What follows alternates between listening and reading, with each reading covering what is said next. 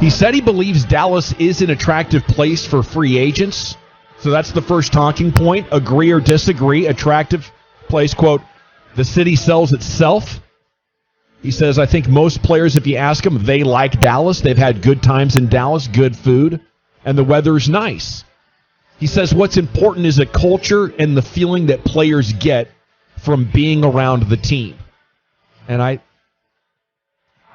really think Rick Carlisle cast a shadow over the culture, you know, and I didn't want to acknowledge it. I'm a huge fan of what he was as a coach, but I think he was a little too old school and needed to make an adjustment in his coaching style and the way that it related to players. And by the time he realized that, it was kind of too late. Like there were too many players that were rolling their eyes or thought that the relationship between player and coach was too intense.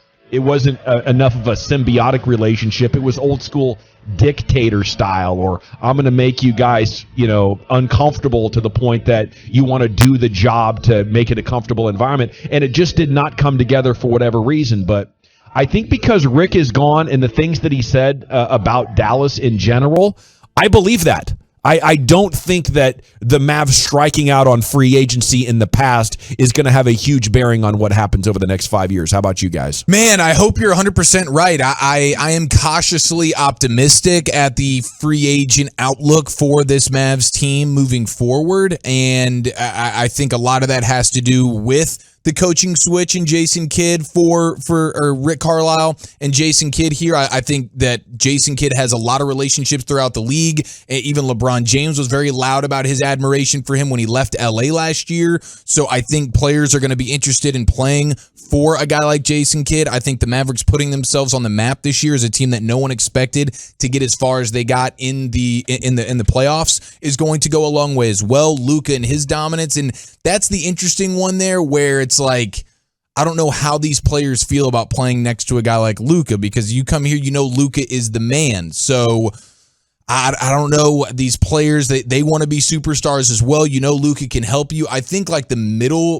of the road guys, like, man, I can go play next to Luka and he can make me go from a C+ player to a B+ player, and that's going to be outstanding. But the A+ player, I don't know how they feel about playing with a guy like Luka. I'm not sure how that works. I love what you said there about the middle of the road guy probably thinking, hey, I can go get a payday, right? I can go sign with the Mavs and I can maybe do what Reggie Bullock just did, or I can go be like Dorian Finney-Smith or Jalen Brunson. I don't know that he's a product of Luka making him better. I think Jalen Brunson is good because he's Jalen Brunson, right? But you know, some of these guys are definitely made better because of Luka Doncic. I know we have some schmucks out there that think that Luka doesn't make others better. Well, watch the games instead of just having your own misconstrued opinion, which is just false and inaccurate. The numbers will tell you that it's not correct. But it's interesting because I don't know. I mean, how many instances do we have guys that go to a place because they want to play for said coach?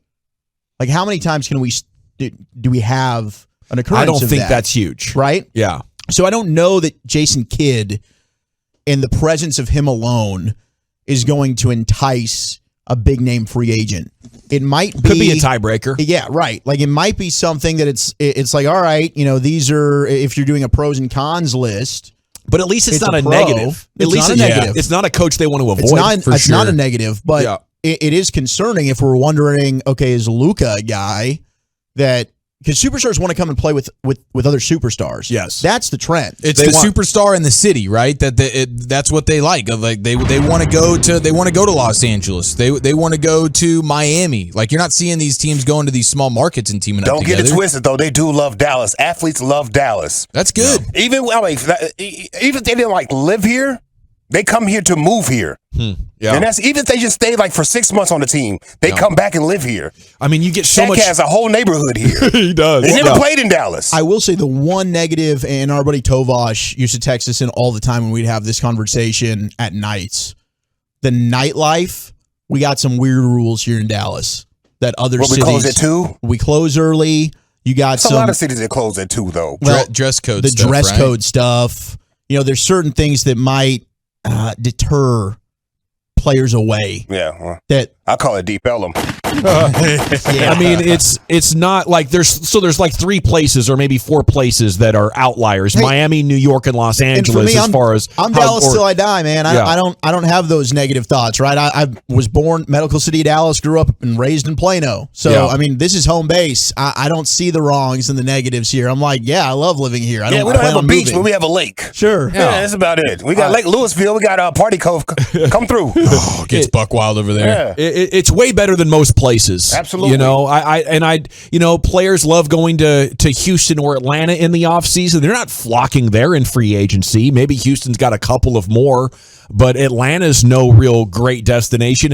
It's, can you offer the most money? Can you get a championship? And is your city livable? And I think Dallas is massively livable, has enough beautiful women, has enough great entertainment at night. You know, it's not like we're Salt Lake City. Yeah. You can definitely have a great time in downtown Dallas or Arlington. Don't sleep on Salt Lake City, though. Okay. Yeah. Right, really? Yeah, I went through it. It got kind of wild. Did it? It's good to know. Yeah.